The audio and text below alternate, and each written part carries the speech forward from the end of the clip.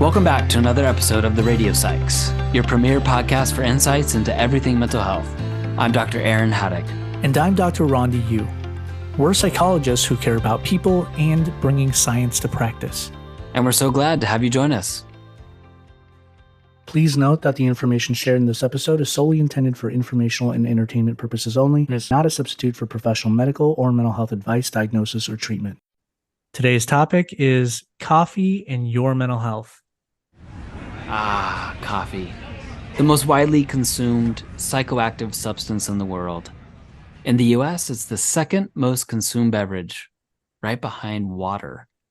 This is the elixir that turns I can't into I can do anything but sit still. Okay, Rondi, why do we love it so much? Well, that's part of the reason right there. It can be a productivity booster, taking someone from I can't to I can. Coffee contains caffeine, right? And caffeine is a central nervous system stimulant that, when consumed, blocks adenosine. So the backstory is adenosine, a neurotransmitter that naturally builds up in the brain, helps to promote relaxation and sleep when it binds to its receptors. And what caffeine does is that it antagonizes the adenosine receptors. So it basically steps in and tells adenosine, nope, we've got things to do. So the result is that we just feel more alert and we're able to take on the world. That's right, but here's the catch, right, everybody? While drinking coffee may give you a mental boost, overindulgence can lead to jittery nerves and an unwelcome friend named anxiety. I've certainly experienced this myself. It's all about finding that Goldilocks zone of coffee consumption. Just enough for a mental pick-me-up without the roller coaster ride to anxiety town. Yeah, that's true. The natural effects of caffeine trigger a range of bodily sensations like your heart beats faster, your breathing becomes more rapid and shallow, your body heats up. I mean, what you feel when you're anxious, right? Yeah. And there's research to suggest that for people who experience panic attacks, they're actually at greater risk of having panic attacks when they consume caffeine. So just really good reasons to pay attention to how much coffee you're drinking. Yeah, definitely. And then there are these other effects we get from coffee. Like, look at what caffeine does to dopamine, which is a neurotransmitter associated with pleasure and motivation. When released in the brain, it makes you feel good, and caffeine consumption can increase the amount of dopamine released. So that morning coffee not only wakes you up, but it might just make you a little happier too. And then there's serotonin, the neurotransmitter that helps to modulate mood, which we sometimes call our happy chemical.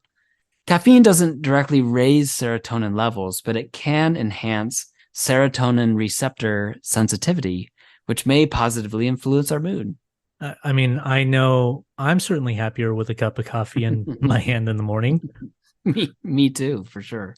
Yeah, so good stuff. Now, tell me, how do individual differences come into play here? Are some people more sensitive to caffeine's effects than others? Oh, yeah, definitely. Individual differences matter. That's almost always the case, isn't it? So some people are more sensitive to caffeine and find themselves on an anxiety-inducing roller coaster after just one cup, while others can consume several cups and say they didn't feel it help make them more alert.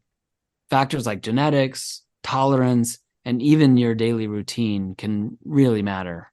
Yeah, so there's at least one person I know that can drink 1 cup of decaf, which is coffee with at least 97% of the caffeine removed, in the afternoon, and it would keep her up all night. Wow, And then there's me, right, with years of frequent daily consumption under my belt, able to drink multiple cups at night and fall asleep with 0 delay. I think we're in the same camp, Rondi, but we're all different. So even though, right, the FDA says it seems safe for most healthy adults to consume up to 400 milligrams a day, which is about 4 cups of regular coffee, I think that, I'm basically consuming, I'm in the upper limit. We still need to pay attention to how it affects us individually. Oh, absolutely. And we said routine matters too. When you drink coffee matters because caffeine's effects can vary throughout the day.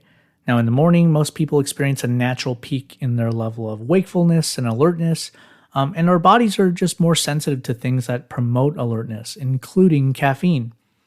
But as the day goes on, usually by early to mid afternoon, most people experience a temporary dip in their alertness and energy levels. What they call the afternoon slump. And usually during this time, our bodies may be less sensitive to things like caffeine compared to the morning. Aaron, let me ask you, how do you manage your coffee intake throughout the day? I would say the thing that I've found that really helps me is that I drink coffee in the morning, but then I switch to tea in the afternoon. I feel like it helps me maintain a sense of balance and keeps me from having too many midnight brainstorming sessions. All right, good call. It's so interesting how much caffeine can impact us. It's a good reminder for all of us to pay attention to how we consume it and how it affects us personally. Yeah, it is really interesting. I mean, speaking of which, it's worth mentioning that caffeine addiction is also a real concern, right? Mm. If you or anyone you know ever find yourselves feeling like you can't function without your daily coffee or energy drink, please know that there's help available. It's a common issue, and many people with support learn to successfully manage their caffeine intake so that they feel their best. That's a really great point. It's so crucial to look at how what you're consuming affects your mental health. Yeah, and that's a wrap.